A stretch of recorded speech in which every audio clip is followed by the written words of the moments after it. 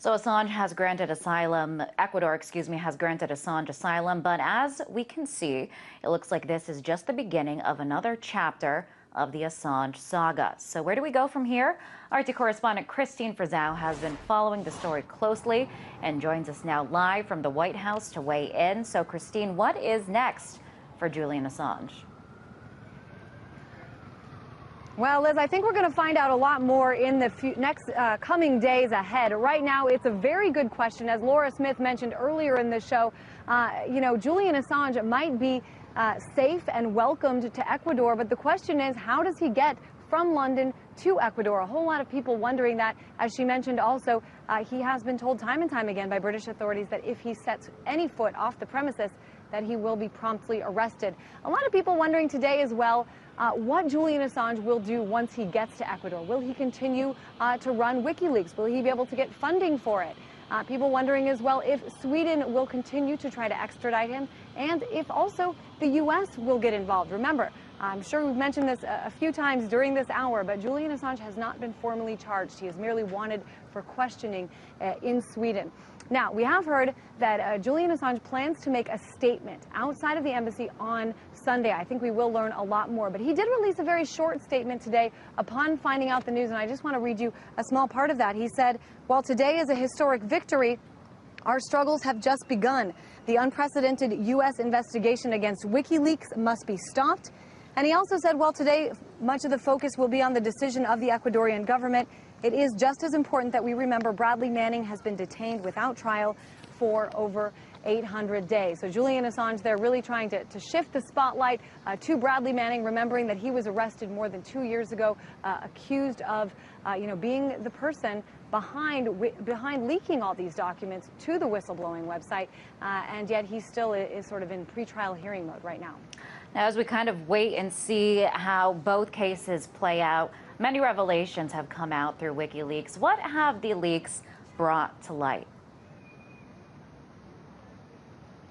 Well, it's really interesting. I would say in a nutshell, it's really taught the world a whole lot about geopolitics that we didn't know. What we see on TV and some of the relationships and the images presented to us in public are not exactly as they seem in private. Now, let me give you an example. According to cables revealed by WikiLeaks, Saudi Arabia, a close U.S. ally, actually has major distrust for two Muslim countries, at least two, Pakistan and Iran, and has even at times really persuaded and tried to convince the U.S. to get even more involved in stopping the nuclear program in Iran. That was something I think that a whole lot of people were unaware that was going on.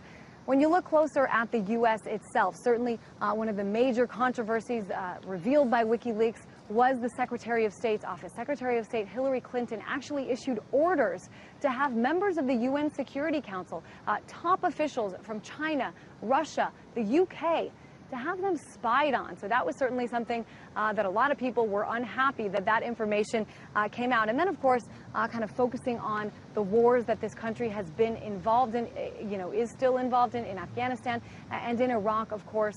A lot of information that we were told several years ago by former Secretary of Defense Donald Rumsfeld proved not to be true. And it turned out that even the Pentagon at the time knew that a lot of this information wasn't true.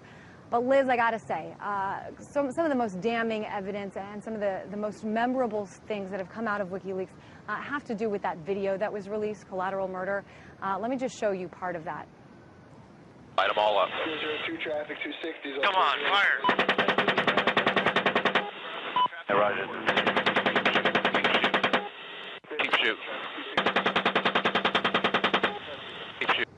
This video, of course, showing two Apache pilots, two members of the U.S. military, sort of treating war like a video game in some cases, killing several civilians, and it's all documented on camera, including two journalists from Reuters. Reuters was told it was a very different situation that had happened.